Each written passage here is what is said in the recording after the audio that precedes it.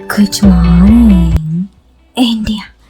दोस्तों नमस्कार। दोस्तों आज की ये कहानी काफ़ी इंटरेस्टिंग है क्योंकि ये किसी की ज़िंदगी की एक रियल लाइफ कहानी है। तो कहानी कैसी लगती है या तो आप मुझे बताना ही, मेरे व्हाट्सएप नंबर पर मुझे मैसेज करना और बताना कि कहानी कैसी लगी। मेरा व्हाट्सएप नंबर आपको इस कहानी के बीच में मिल जाएगा, तो वीडियो को लास्ट तक देखते रहना। साथ ही अगर आपको ये वीडियो पसंद आए तो आप इस वीडियो को लाइक करने के साथ चैनल पर पहली बार आए हो तो सब्सक्राइब कर सकते हो, ताकि हमारे चैनल की सभी कहानियाँ आप तक सबसे पहले पहुँच सके। कहानी शुरू करने से पहले एक आखिरी बात, इस कहानी को सुनते वक्त ईयरफोन या फिर हेडफोन का उपयोग करें। इससे इस कहानी की ऑडियो क्वालिटी आपको पसंद आएगी जब आपके कानों तक पहुँचेगी। चलो अब इस कहानी को शुरू करते हैं। दोस्तों ये कहानी पूनम की है। पूनम कहती है मैं 42 साल की हूँ, शादीशुदा हूँ। शादी को 20 साल हो चुके हैं। पति का अपना बिजनेस है, बच्चे भी अब बड़े हो चुके हैं और अच्छा पढ़ रहे हैं। बाकी सब तो ठीक है, मगर पिछले कुछ सालों से मेरी शादीशुदा जिंदगी में सब कुछ ठीक नहीं चल रहा। कुछ भी ठीक नहीं। नहीं, इसमें मेरे पति की कोई दिक्कत नहीं है। असल में दिक्कत मेरी है। ऐसा आपको समझ नहीं आएगा, मैं आपको खुलकर बताती हूँ। मैं पूनम बचपन से ही मैं बहुत ही सीधी सादी सी लड़की थी। स्कूल कॉलेज में तक कोई बॉयफ्रेंड नहीं था, कोई लफड़ा नहीं। हालांकि ऐसी बात नहीं है कि मैं देखने में अच्छी नहीं, बहुत से लड़के मुझे लाइन भी मारते थे जी। लेकिन वो क्या है ना कि मैं किसी को भाव नहीं दी। मैंने कभी इधर उधर नहीं देखा। मुझे इन सब बातों से बड़ा डर लगता था। कॉलेज ख़त्म होते होते मेरी शादी की बात चलने लगी और फाइनल एग्ज़ाम से पहले ही मेरी शादी भी हो गई। अपने कॉलेज से फाइनल एग्ज़ाम में मैं पूरी पंजाबी दुल्हन की तरह गई थी। हाथों में मेहंदी, कलाइयों में चूड़ी, नए नए कपड़े और पूरे दुल्हन का मेकअप करके पेपर देने गई थी। चलो पेपर हुआ, मैं पास भी कर गई, मगर शादी हो चुकी थी।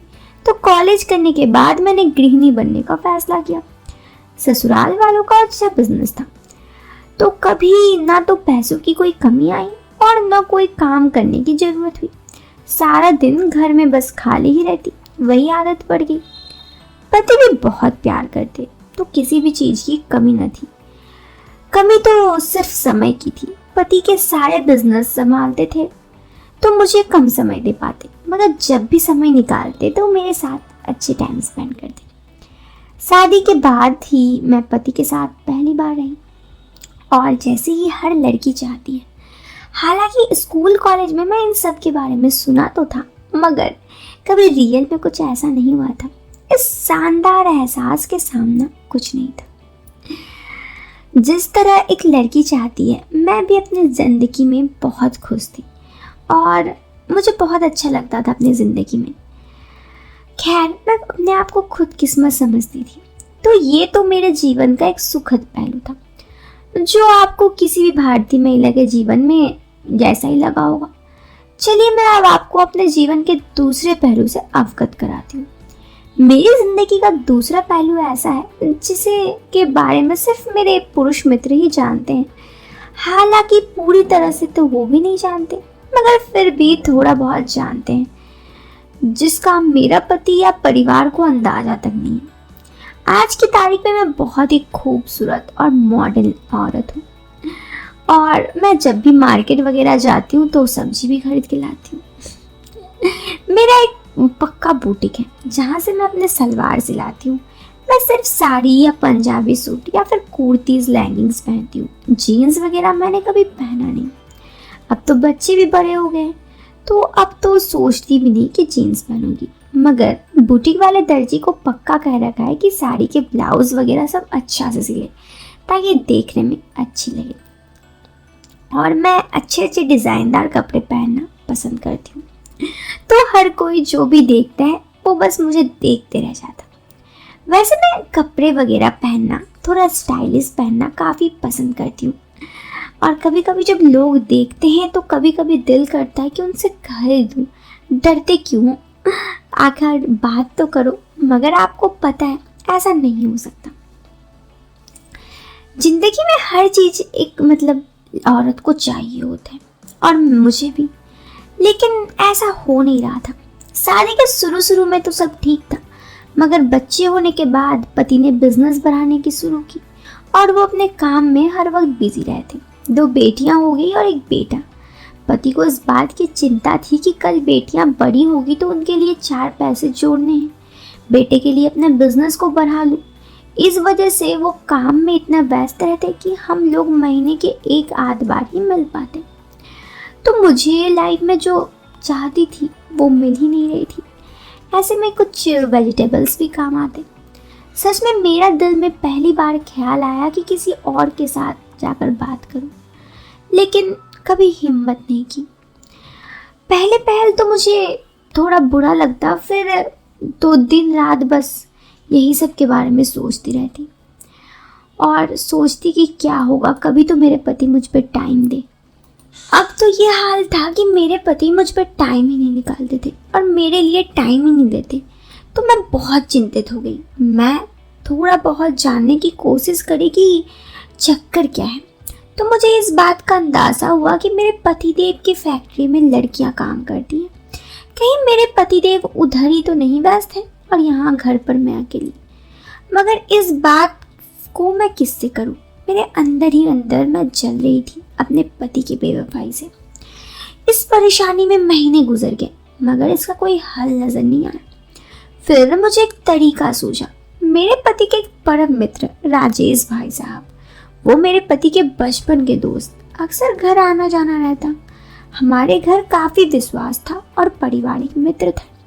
मैंने सोचा क्यों ना राजेश भाई साहब से इस बारे में बात करूं। बहुत दिनों के पसोपस के बाद मैंने एक दिन राजेश भाई साहब को फोन कर लिया। इधर उधर की कुछ देर बात करने के बाद मैंने उनसे मित्र के तौर पर एक सलाह की मदद मांगी, तो वो तुरंत मेरी मदद करने के लिए तैयार हो गए। मैंने उन्हें सारी बात तो नहीं बताई, मगर ये कहा कि आजकल ये घर पे बच्चों पर कोई ध्यान नहीं देते, सारा समय अपने काम पे लग रहे थे और इतना बिजी रहते हैं कि इन्होंने तो फैक्ट्री में ही लगता है फैक्ट्री से शादी कर ली है, या फिर कोई फैक्ट्री वाली जो हम दोनों के बीच आ गई। राजेश जी समझ तो गए थे असली बात क्या थी। वो भी शादीशुदा बाल बच्चेदार आदमी थे। उन्होंने मुझे हौसला दिया और कहा कि सारी बात का पता करके बताऊंगा। उसके बाद अक्सर हम दोनों पे फ़ोन पे बातें होने लगी। पहले तो बस औपचारिक सी बातें होने लगी, फिर कुछ अंतरंगी सी भी बातें हुई, मगर खुलकर कभी बातें नहीं हुई। हाँ, इतना जरूर था कि राजेश पर पूरा विश्वास हो गया। मेरे जीवन की कठिनाइयों को वो दूर कर देंगे और मेरे जीवन को एक नई दिशा देंगे। उन्होंने मेरे जीवन को एक नई दिशा भी दी थी। एक दिन वो बोले, भाभी जी, अगर आप बुरा न माने तो कल आप मेरे घर आ सकते हैं। मुझे आपसे कुछ जरूरी बात आनी है जो फोन पर नहीं बता सकता। मुझे लगा अब ये मेरे पति के कुछ कच्चे चिट्ठे खोलेंगे।